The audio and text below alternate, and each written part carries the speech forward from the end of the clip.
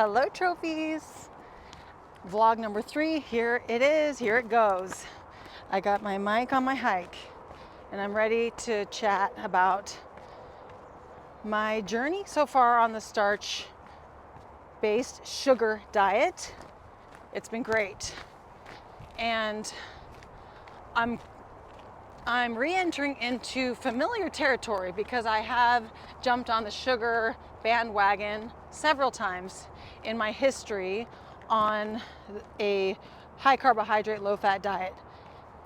If you haven't seen the 2 vlogs I've already dropped, they're linked down below. And I went through my journey, my past, and the experience that I had on this protocol initially. And now I am, still in the beginning journey. So things have been showing up lately, 1 month in, that weren't showing up at first. I will just be as transparent as absolutely possible when it comes to, where I'm at right now. So let me just say this right out off the gate, that sugar is electricity and it's stimulating and it can make us, higher energy, almost like, a drug effect. This, I think, plays a role with the hype, the sugar diet hype. People that are succeeding. I mean, with the weight going down on the scale, that is, excellent.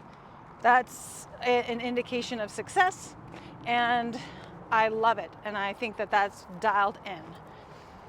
And my weight is in a weight range, and I'm maintaining that. And I know when I'm holding water based on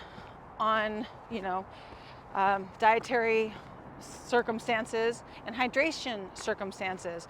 But overall, I think that the best indication of success on this menu is, over the course of weeks and months, is, that scale steadily dropping, if that's our goal, or we physically look leaner or feel leaner and, clothes fit differently. And of course, the bottom line or the main goal could be or should be that we feel good, we feel better. I mean, if we're looking for a new menu protocol, it's likely that we're looking for enhanced health, and that can truly be the bottom line. How we feel is so important.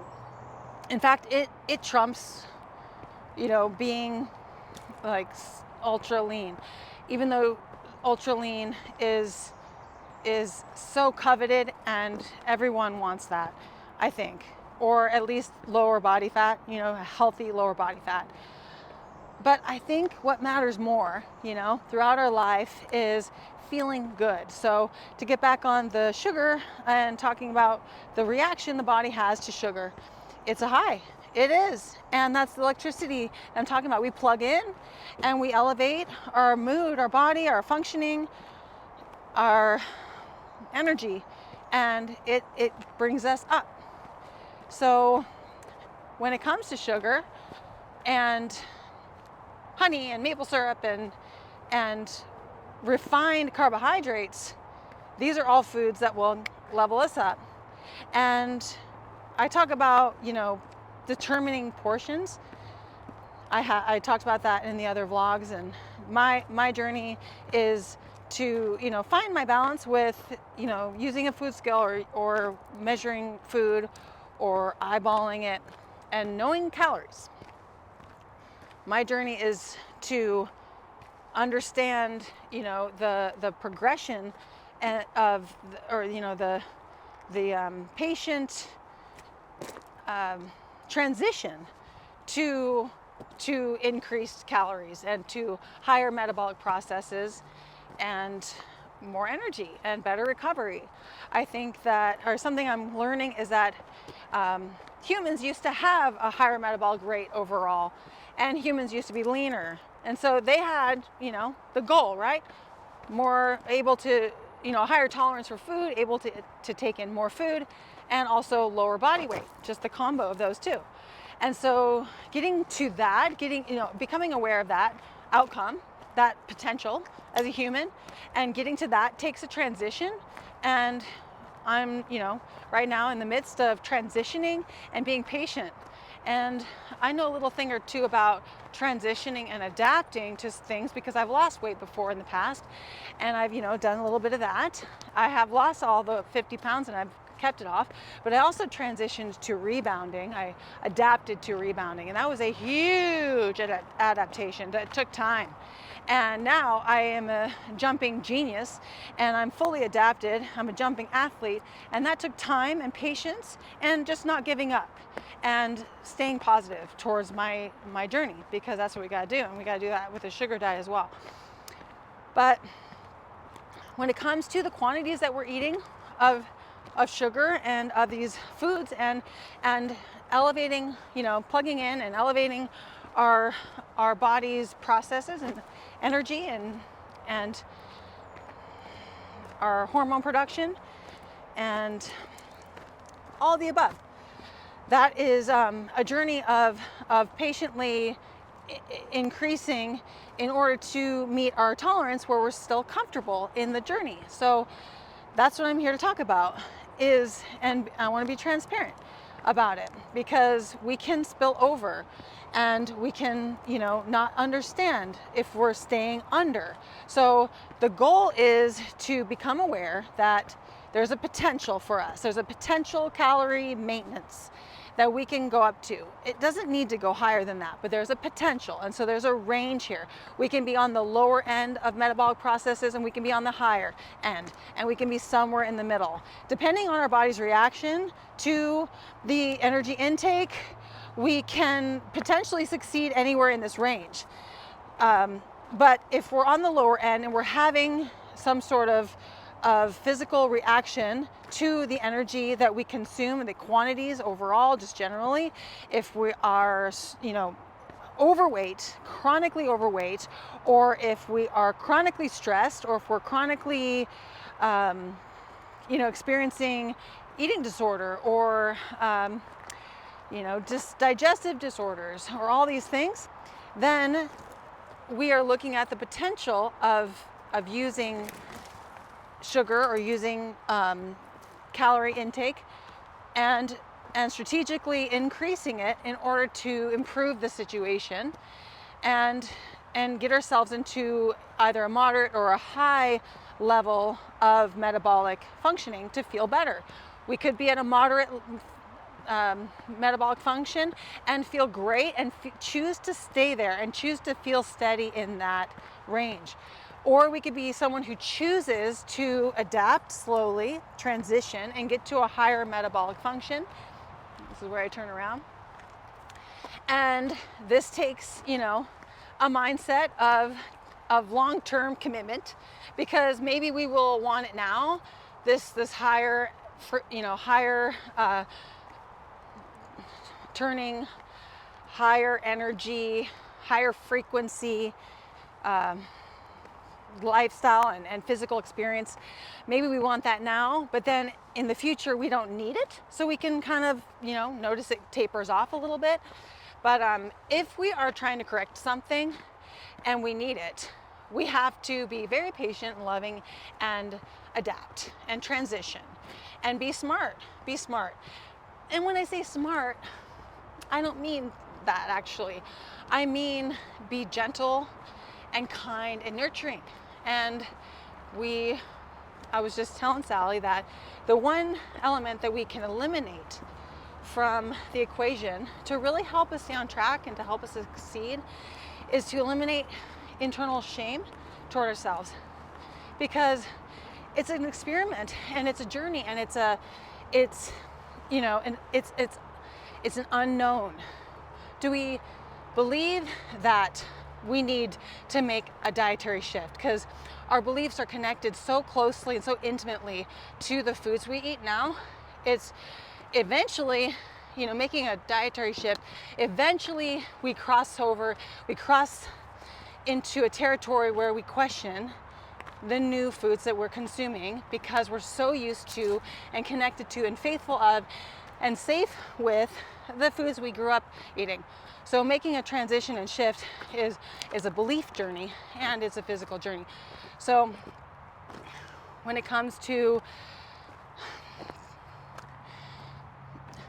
choosing to elevate the body, the metabolic functions, to elevate calories, we need to be patient and loving toward ourselves. And notice that it is a gradual process of trial and error. And taking notes is probably smart. So let me get right to the point when it comes to sugar. I'm not here to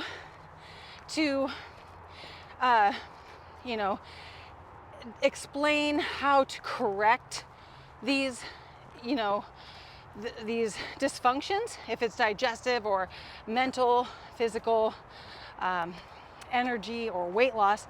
I can't tell you, precisely how that will look beyond what we're accomplishing with increased energy intake.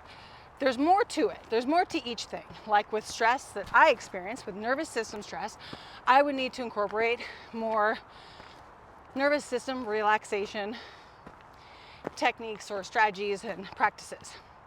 And with weight loss, we might need to increase movement. And with digestive distress, we might need to decrease fiber at first. Or just in general, forever, and have just the right amount of fiber rather than an excess amount, or just hard to digest food. Anyway, so I gave you something to think about with those three scenarios. But beyond the calorie increase, we have a journey. So when it comes to looking at the potential of our energy needs, being in a range, determining that we indeed do need more, which is where I'm at. This is an experience and a process of a slow and methodical increase that needs to be respected when it comes to sugar specifically, and even white rice and bread and wheat and fruit and juice and all of it.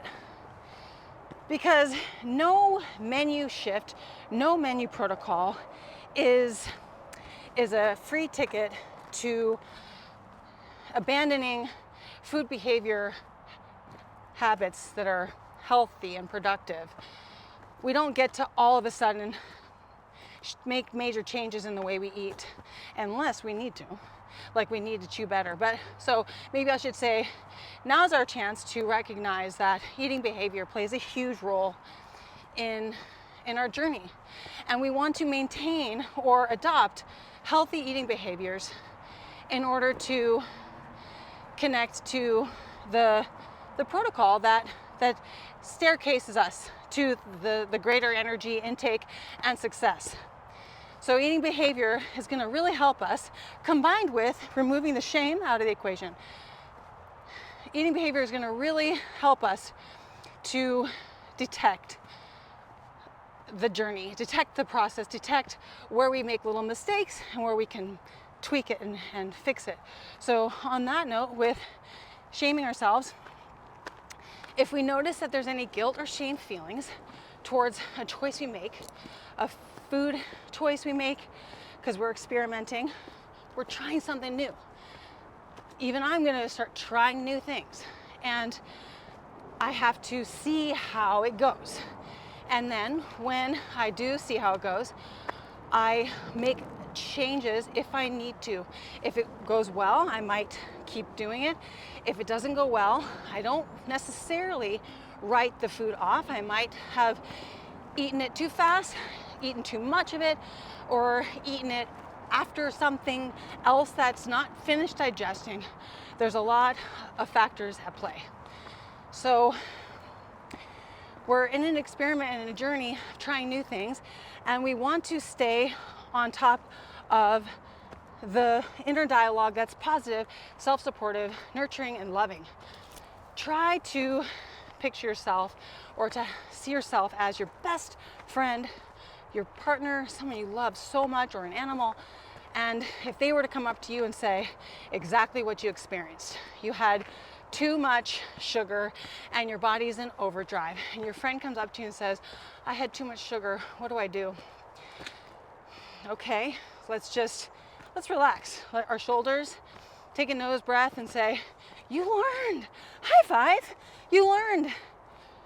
You likely won't make that mistake again because you're a trophy. Just being so uplifting and awesome to yourself is going to play a huge role in combined with food behaviors that are good, like chewing well and being calm when we eat and staying on top of hydration. So when it comes to figuring out the quantities of sugar, I think that this is a huge topic on my mind because I am a dabbler in extremes and I want to take things to the farthest level. And then sometimes these extreme choices can cause me to abandon the idea altogether. And that's not productive. That's not what my best friend would tell me. Oh, you should just drop that. That's, you're done with that. Obviously it didn't work for you. It's like, oh, can I just remind you though that I had, way more than I typically do? Maybe you need less. Anyway, I see this dialogue going through my head because there's a lot of questions. I can feel them, I can hear them, and I'm reading them. And yeah, determining quantities is a huge question. It's a huge question mark in adopting a new lifestyle.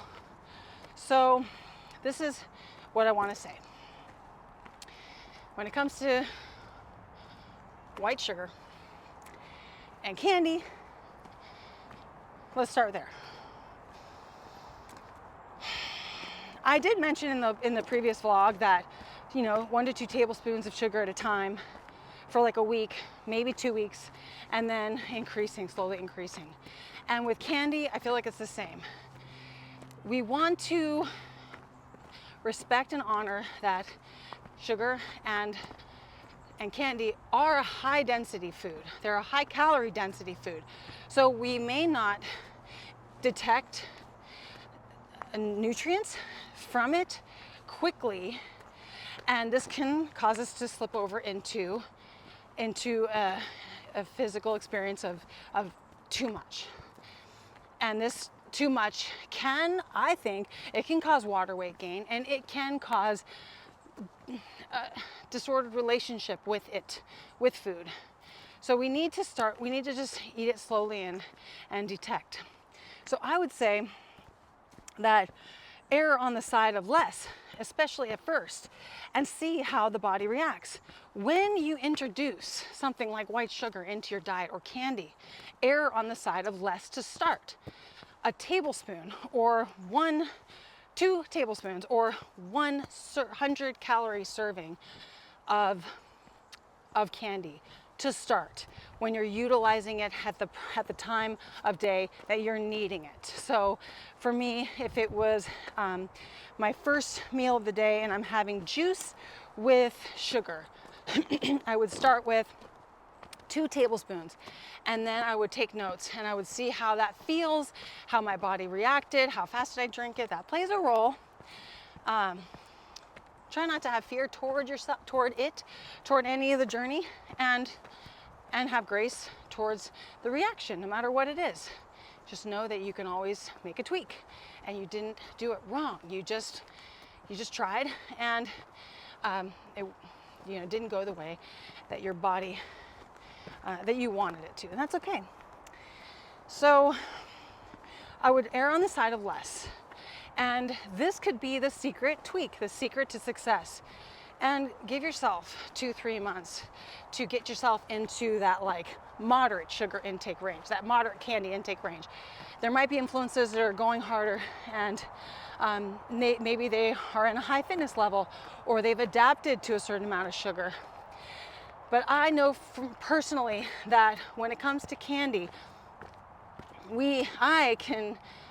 it's easy to eat. It's high energy, it tastes good, it makes me feel high, and I can easily abuse my privilege with it and not really respect what it's giving my body. It's giving my body electricity. I don't want to get electrocuted. I don't want to, I mean, and I don't mean that metaphorically, like, of course I want to get electrocuted metaphorically, like, well, you know, I don't want to die, but I want to be electrified, right? But I don't want to give myself too much. Like, imagine yourself plugged in to just the right amount of energy, and you go, oh, okay, yeah, this is perfect, this is good, right? Or maybe a little less. This is what we want. Let the sugar and the candy be that for you. Let it give you that experience. Just the right amount of buzz. Because what we're doing is we are elevating our metabolic processes. We're elevating our hormone production. We're elevating our energy, our recovery. We're hoping to get the hormones so they're released and in production that's so high and robust and healthy that it's a beautiful wave through the day and night, where we have high energy throughout the day and we sleep hard at night. And we have high energy throughout the day that reflects a fitness endeavor on some degree. I personally love, well, hiking. This is the first hike I've done all summer. I personally love jumping on a rebounder because we can use the rebounder in our home for building muscle and for pumping the lymphatic system and for, you know, digesting food if we want to just do a little bit of rocking. So rocking like side to side, that's the best digestion move we can do on a rebounder. Bouncing with both feet going down into the mat simultaneously is more potent on the tummy, and the side to side is perfect. It's perfect for post digestion if you were to want to get on the rebounder after a meal. And then we can get on it first thing in the morning and all these things. And then if we invest in a high quality rebounder, we love the Cellerciser rebounder. It has springs that are high grade steel that do not stretch out, that open just the right amount, that adapt to our individual weight. The mat doesn't stretch. So we have that combo of a no stretching mat. It just moves just right. No stretching mat, no stretching in the springs, just the expansion and contraction. That's just right. And it's a firm, tight experience with a robust, beautiful resistance bounce. A tug on the cells, a tug on the muscles, on the fascia, on the skin, on the face, everything. That tug doesn't exist on a bungee unit. I'm just gonna say that. And when it comes to cheap spring rebounders, we're not dealing with high grade steel and we're not dealing with a stretchless mat. So the mat eventually stretches, the springs eventually open and stretch. We need a good pumping station in our house. Cellerciser is only $700. Oh my gosh, it's worth $17,000. It is worth its weight in gold. And then a beautiful handlebar to go on it so we can wake up sleepy and bounce on it with our eyes closed and our hands on the bar. And we can stretch into our face and we can move our lymph and we can move our blood and our body and our circulation. So a high fitness diet, there might be high fitness lifestyle, there might be, including me, influencers that have a little bit higher of a tolerance for sugar than others. But the goal is to sneak the sugar in. Notice we're plugged in just a little bit more than we were before. And I'm guilty of plugging in too high, too much. And this could reflect in, overstimulation or just not the outcome that we initially wanted. When we can use that sugar and candy strategically, if we choose to use, we could use honey, maple syrup, all the things. If we're choosing, if that's why you're here watching, it's a game changer if we're choosing to elevate into that higher metabolic processes because we have something going on that we need to address. And weight loss can be something that we address by getting our body into a higher energy frequency, faster metabolic processes, because ultimately plugging in to more calories or the same amount of calories, but switching out some of that fat, but plugging in results in more energy output, period. So that is a long-term process of elimination of fat loss. And it's not about the progress we make in 12 hours or 24 hours. It's the progress we make over the course of time. Because like I said before, give yourself a month or two to get to like, you know, the out of 10, we'll just say, to get to like the level 3 out of 10. Give yourself a couple months to get to level 3 of sugar intake. Give yourself 6 months to get to level 6. You know, give yourself a year to get to that, okay, wow, I've managed my experience. I've managed my energy output, my energy input. I've gotten to know the terrain of a higher calorie diet.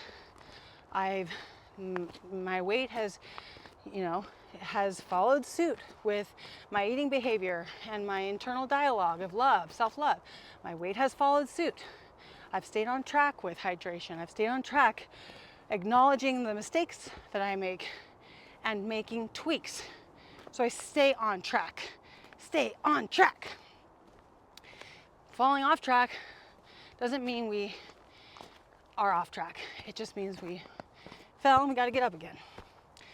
So when it comes to portions of our other starches or our other foods, like, I mean, honey and maple syrup and agave or molasses, all these other sugars, candy, corn syrup, all the things. When it comes to all those things, you know, just be patient with yourself. Let your tongue too also decide, you know, in the moment, if you add too much sugar to something and it's too sweet, it's too sweet. That's too much. And if it's not sweet enough, let's do a little more. Let's make it sweet. Let's make it good. And you might even be eating a slice of bread with jam, and you eat it and you go, needs more jam. It needs a lot more jam. Let's go. And then you notice that you eat it and you're eating it and you're eating it, you know, slowly you're chewing it, and then 3/4 of the way through you're done. It's like, you see what that looked like? What that was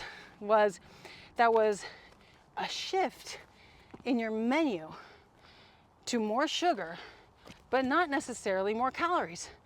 And so we can just be in faith toward ourselves that as we go, we make decisions. And we notice just more intuition with more experience. We notice we become pros, we become masters the more experience that we have. So also with eating starch and making sure that we feel good after portions of starch, such as white rice or wheat, it's the same thing.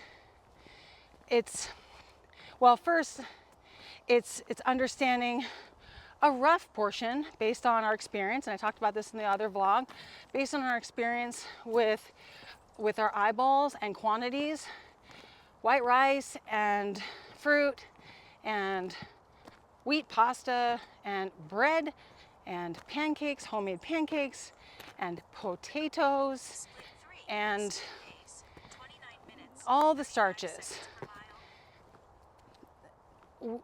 Eyeballs, and calories aren't necessarily on the same page. So, or energy density, call it that, aren't always we don't always know exactly.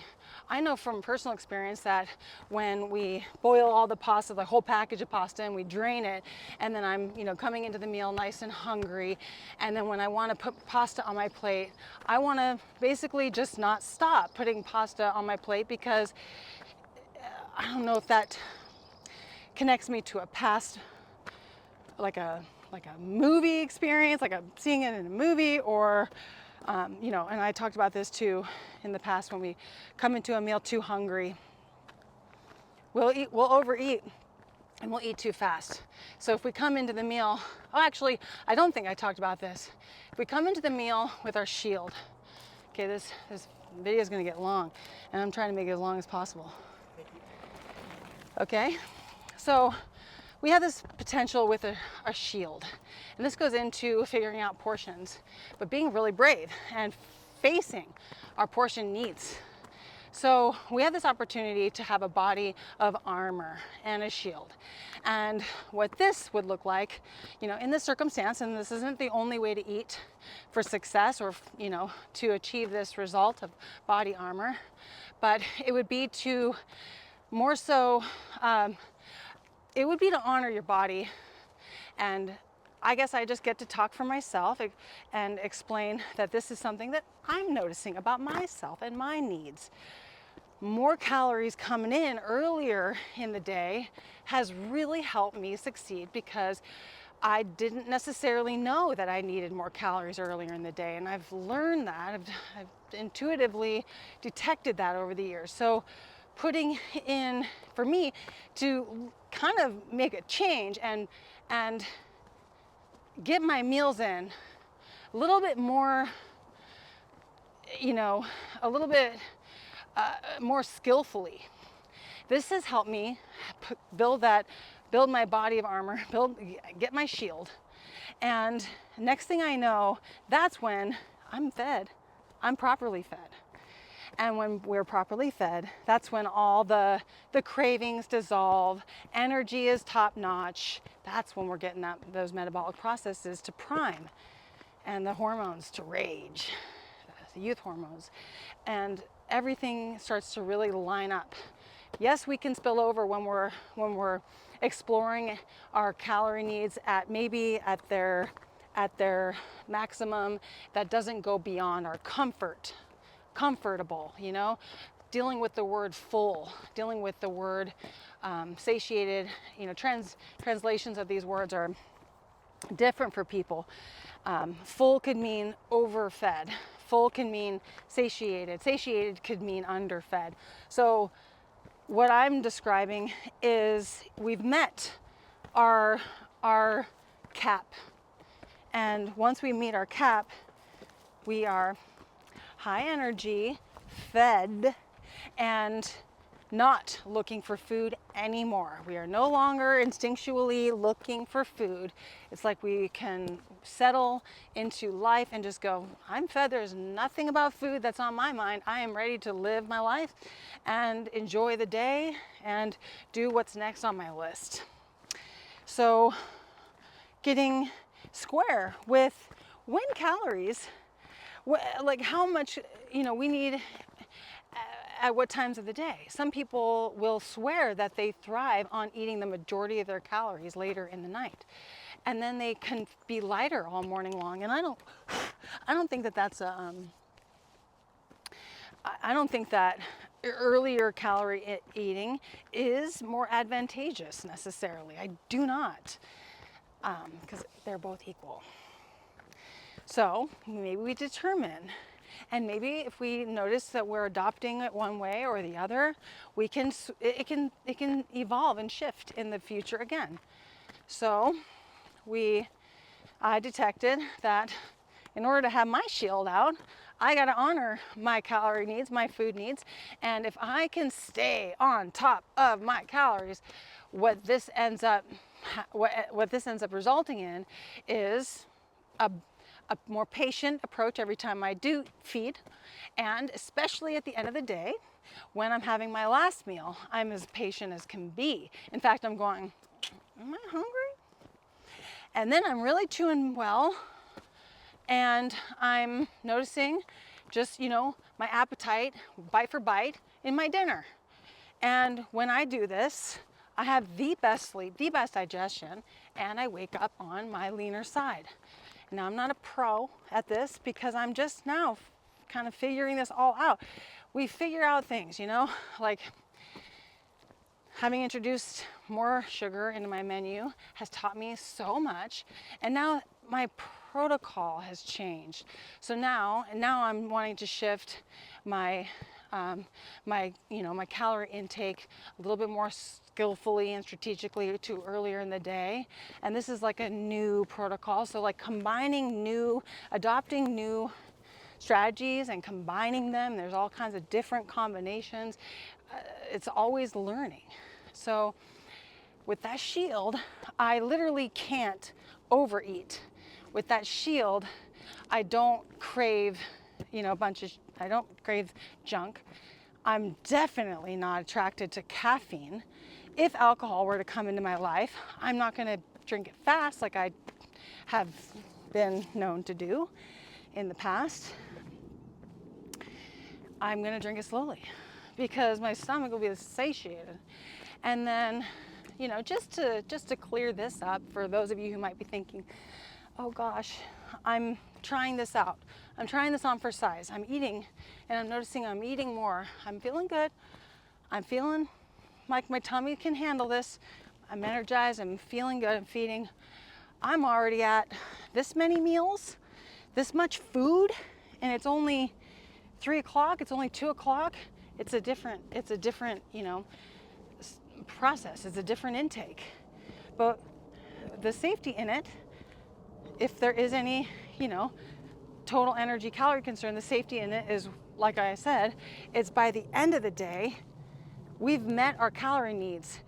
So the dinner and the end of the day intake will look much different on that eating protocol than someone, and it's going to be different, very different to people, that one person that's eating lighter all day and then he eats mostly at night versus the person who's eating more. And you know what?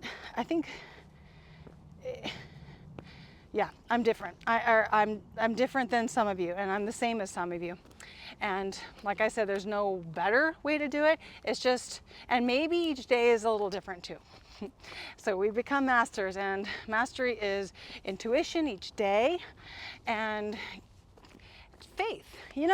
Our bodies are very smart, so smart that we might not even have to think, and our bodies will move and do what we need to do. Seriously, our intuition, our bodies move on their own. We don't even necessarily need to think. We might notice ourselves walking toward the kitchen. We're like, why are we walking toward the kitchen? And then, maybe something shows up in the brain, the shame, or maybe the desire for drugs or caffeine, or something along those lines. All indications of food is necessary for the body to be at its maintenance or maximum metabolism capacity and metabolic efficiency.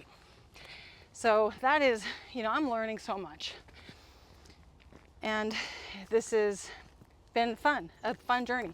Thank you for listening to this vlog, and I'm excited. I actually want to touch on veggies. I bought, as you know, if you watched the other vlog, I bought a grain mill, and I purchased grain from, my state had a grain supply online, and I ordered the grain online, got it sent to me, and I grind that up and make wheat pancakes and waffles and bread, and that's a game changer. But there's also a veggie answer, and I will link the sprouting jar that I purchased in the comments, and then this company has the seeds, and for like a quarter cup or just under a quarter cup of sprout seeds in a jar. It's so easy, you guys. We just soak the seeds for 8 hours, and then we drain the water, and then we rinse the seeds twice a day for either 5 days or 7 days. It's too easy, and the next thing we know is we have a exploding out of the jar quantity of sprouts that are alive, that are living and light. So for those who might be concerned with nutrients on this, refined, high carbohydrate, refined, focused menu, There's always the option for those who are concerned. There's the option of doing the grain mill investment, $300 for a grain mill. $300. I paid double that for my Vitamix, right? Didn't we all? And then the grain is, not expensive. They don't gouge you on grains. No way. It's cheaper than the flour you buy at the grocery store. So you can do the grain mill and the grain. That'll make you feel real good. And then the sprouts. You can get your live active sprouts going in your house. Easy. And now you're an official food master. You've got what you need. You might get something that's fermenting, like sauerkraut or something. Throw that in there. And you could comment below, what do you think is necessary to sneak in on the side of this menu to meet our nutrient needs? Salt, the right kind of salt. Hydration needs. So, I also believe in store-bought bread, and I believe in grocery store veggies if we want to eat veggies. The thing with veggies, sprouts being quite light, but the thing with veggies is, let's see, where am I going? This way. Is that they are, there's a balance with them. I think that they actually play a role for those of us who want to drop significant weight. I think they belong eaten with our starch, probably more like white rice, or the rice or grain that's like, not necessarily pancakes or waffles. Bread could be, sprouts and bread would be a great combo. But when it comes to veggies, I think that we can meet our energy needs the way that our body wants throughout the day, and then at night to throw in a cup of steamed veggies or 2 cups of steamed veggies with a standard feel-good portion of starch. I think this can be advantageous for satiation and for satisfaction, for variety in the meal, for nutrition, and just a healthy relationship with food and helping with weight loss.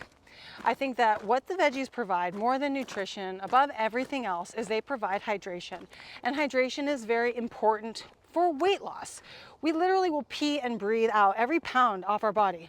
Sure, it'll come out in the bowel movement, but we pee and poo all that weight off. Like, have you ever weighed yourself before bed and in the morning? There's a weight difference if you pee. Even if you don't pee, there's a weight difference because you'll breathe water out. You'll breathe fat out, energy out. So hydration plays a key role. And adding a pinch of salt to our fluids can be advantageous.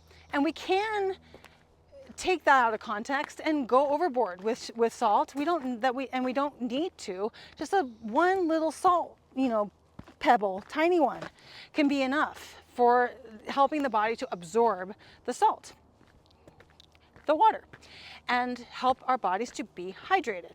So especially if we are having some alcohol, or we are having those nights out where we have high fat, and we don't care because we're living life and we're living it up and going with the flow and being flexible, and we don't have any shame. And if we have shame, the journal can help too.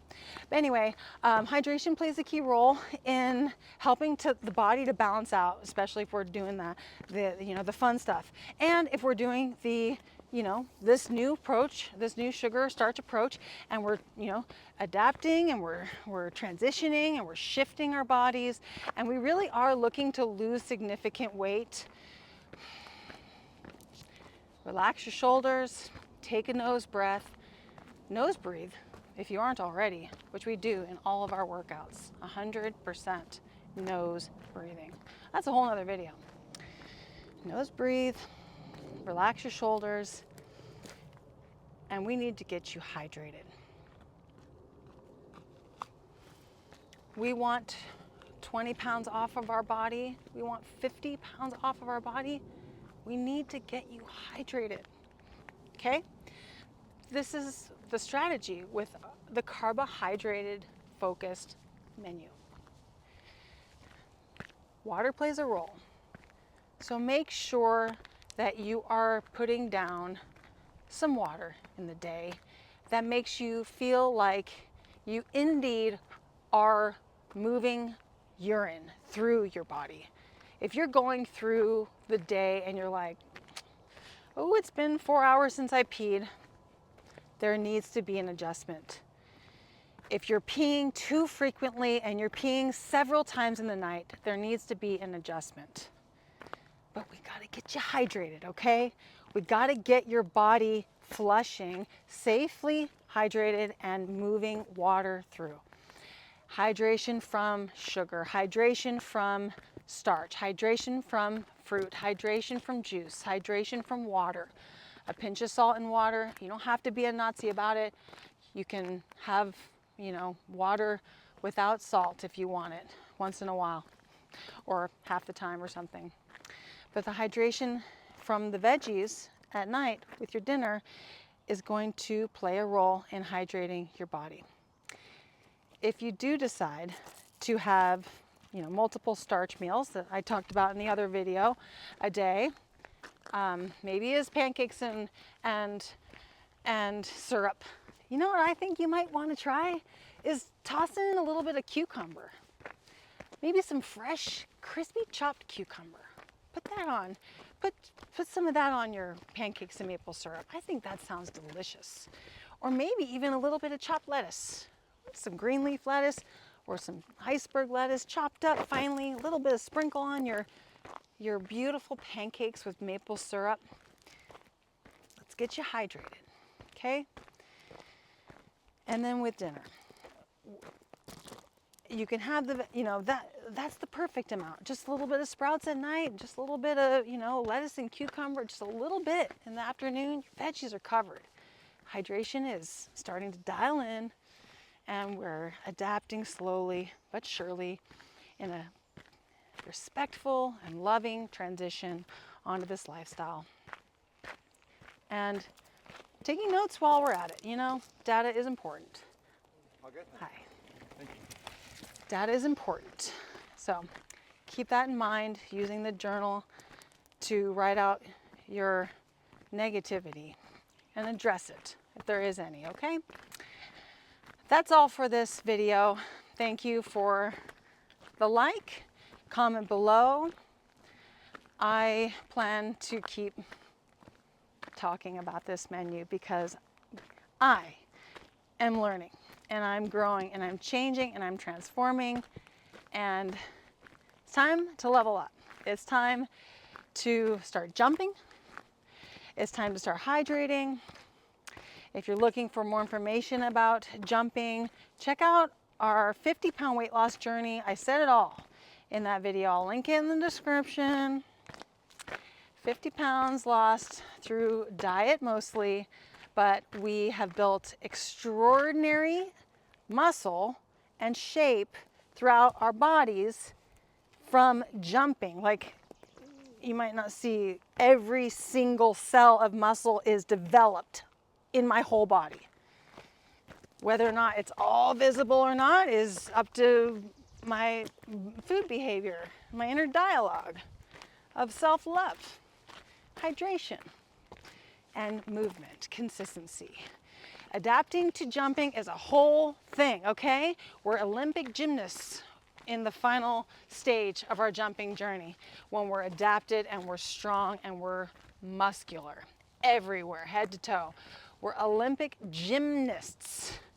So we don't adapt and transition to Olympic level gymnast overnight or in the first month or in the first year. It's going to take a few years. It's going to take a few years, okay? If your wrists, ankles, knees, hips, back, bladder, if all this starts to go, wah, okay? Approach it like you would with the sugar. Back off. It's that simple. If you tweak something, just back off, rest it, and do some rehab, stretching, okay? Gentle. Oh, that's a cute one. Dog. So there you go. There's more answers. Hi, thank you. There's more answers from our YouTube channel when it comes to adapting to jumping. Okay, we got all the answers and more. Talk to you guys later. Have a fantastic rest of your day. Thank you for watching, and we'll talk soon.